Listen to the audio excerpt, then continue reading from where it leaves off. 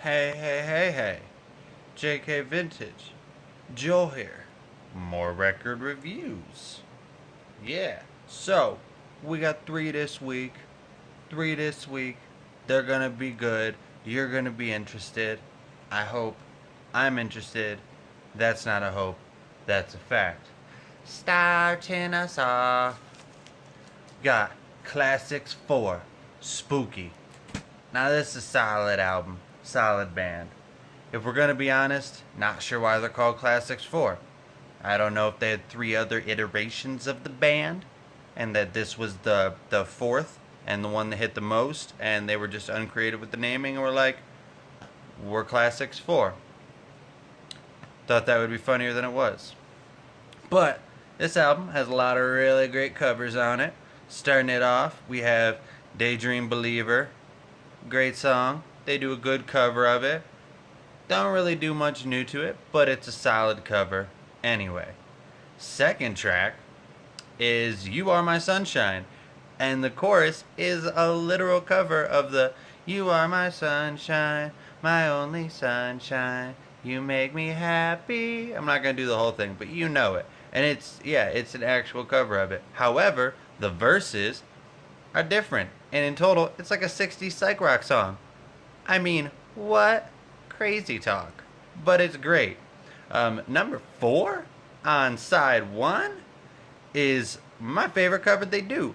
It's By the Time I Get to Phoenix. Glenn Campbell track. Great song basically about a guy leaving his girl. But it has this like propulsive movement where each verse, it kind of picks up and it kind of gains momentum and it gets better and better. I love it.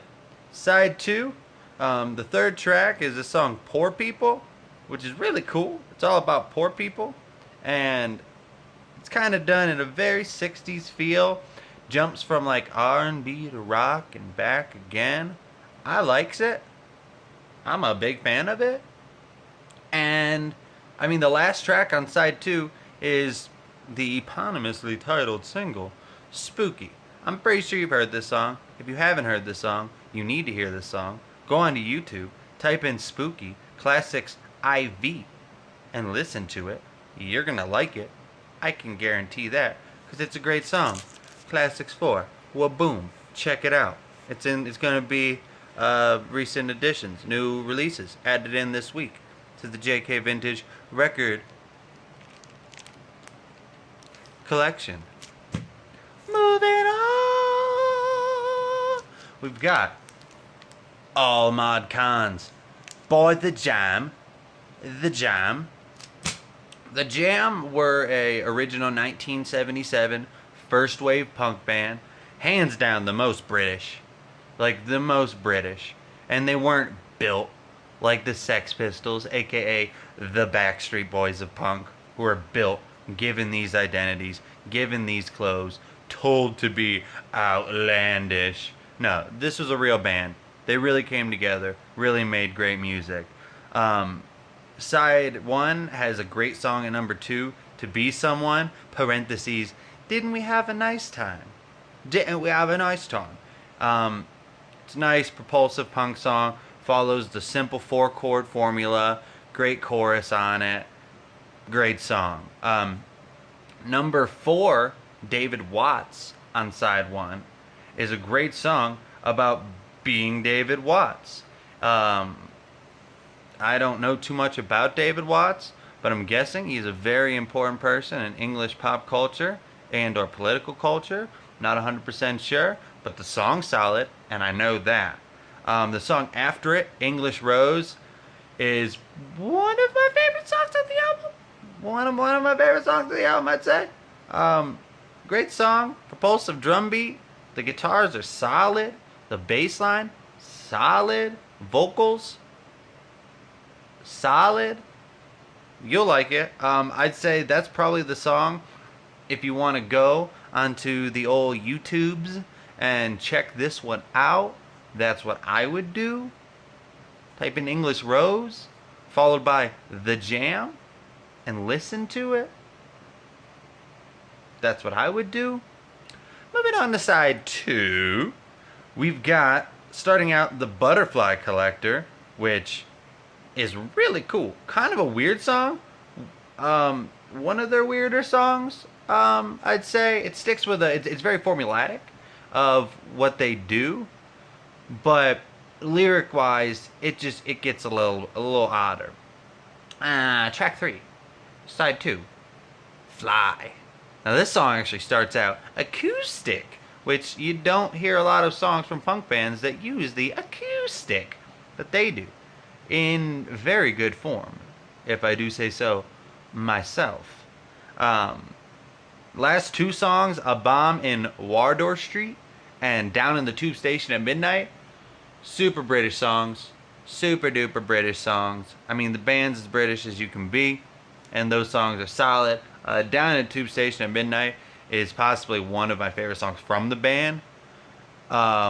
It was one of the first songs I ever heard from the Jam, back when I was doing my little research, jumping around the internet, finding first wave punk bands, and finding what I liked about them. Once again, that is All Mod Cons by the Jam. Our last album we're going to talk about, the best album we're going to talk about today, in my personal opinion, is also the only concept album we're talking about this week. The Point by Harry Nilsson. If you don't know Harry Nilsson, you should know Harry Nilsson. Nilsson is the Shilson. That was a bad pun, but it's okay. The Point is a concept album based on the land of Point. In the land of Point, everything has a point, even the people, like literal points on their head, literally. However, the whole thing is a metaphor for how it feels to feel pointless. The main character of the album, Oblea, is the one boy in the land of Point without a point. He goes through this contest that the Count sets him up in, where he's playing their triangle game, where they throw triangles and catch them on their pointed head. He plays it with his dog Arrow, who sits on his shoulders and assists him because Arrow has a point, and that way he can help catch it. He beats the kid, but then the Count's all like, blah, blah, blah, blah, blah, blah, but he doesn't have a point. He's got to leave the land. He's banished. And so he sends him away. He goes to the Pointless Forest, realizes that, oh, everything in the Pointless Forest has a point. And so on his travels, he comes across this little rock with an arrow, and the arrow says destination. Him and Arrow follow the arrow to the destination, takes them back to the land of Point.